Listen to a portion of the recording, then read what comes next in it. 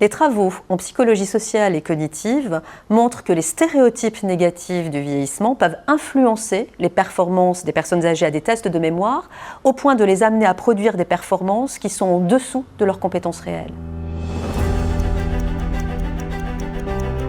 Les stéréotypes sociaux, ce sont des croyances qui sont diffusées dans les sociétés, dans les cultures et qui sont partagées à des degrés divers au sujet de caractéristiques, de traits de personnalité, de compétences ou d'incompétences qui caractériseraient certains individus en raison de leur appartenance groupale. Il y a un lien très fort entre stéréotypes et mémoire et ce, quel que soit le stéréotype dont on parle. Pourquoi ? Parce que les stéréotypes, ce sont des informations auxquelles nous sommes exposés de façon récurrente et qui donc nous amènent à associer un groupe d'individus avec des compétences, des caractéristiques, des traits de personnalité spécifiques. Et parce que nous sommes exposés à cela de façon récurrente, notre mémoire crée des associations et associe par exemple les compétences en maths aux hommes plutôt qu'aux femmes, les compétences en lecture aux filles plutôt qu'aux garçons, les compétences en mémoire aux jeunes plutôt qu'aux âgés. Et donc cette association en mémoire va finir par créer des automatismes qui vont influencer bien souvent à notre insu nos réactions, c'est-à-dire notre façon de juger les compétences d'autrui et parfois même nos prises de décision en termes de recrutement et de promotion.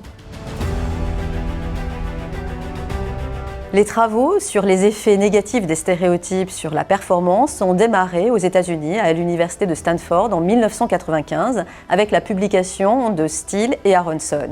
Cette publication montrait la différence de performance entre Afro-Américains et Caucasiens dès lors qu'un test, un vrai test d'intelligence complexe, était présenté pour ce qu'il était aux participants, c'est-à-dire un test d'intelligence. Lorsque le même test est présenté comme un test de résolution de problèmes, les Afro-Américains le réussissent tout aussi bien que leurs homologues caucasiens. Cela signifie qu'on sous-estime les compétences des Afro-Américains parce que le stéréotype négatif dont ils sont la cible vient interférer avec leur fonctionnement cognitif et détériorer leur performance. Suite à cette publication en 1995, de nombreux chercheurs partout dans le monde ont cherché à reproduire ces effets sur d'autres stéréotypes, comme par exemple le stéréotype vis-à-vis des femmes et des mathématiques. Et là encore, les travaux ont montré clairement à quel point les performances des femmes en mathématiques pouvaient être infériorisées par rapport aux hommes à cause d'un stéréotype qui les empêche de produire des performances à la hauteur de leurs compétences réelles. Il suffit là encore de dire que sur le test de maths en question, il n'y a pas habituellement de différence de performance entre hommes et femmes pour que les performances finalement des femmes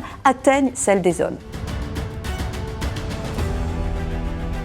Pour aider finalement à déconstruire ces stéréotypes sur le long terme, une action très simple consiste à présenter des rôles modèles et qui vont être valables pour tous les stéréotypes. Évidemment, il faut les adapter en fonction des groupes et de la compétence en question, mais ces rôles modèles vont avoir l'avantage de permettre aux individus de considérer que la réussite est possible pour eux puisqu'elle l'est pour d'autres. Donc elle va être possible pour eux également. Si cette identification se fait, eh bien, les personnes seront mieux concentrées sur le test, pourront mieux le réussir et cette réussite va leur permettre finalement de déconstruire à terme les stéréotypes puisque la réalité sur laquelle les stéréotypes s'appuient n'existera plus.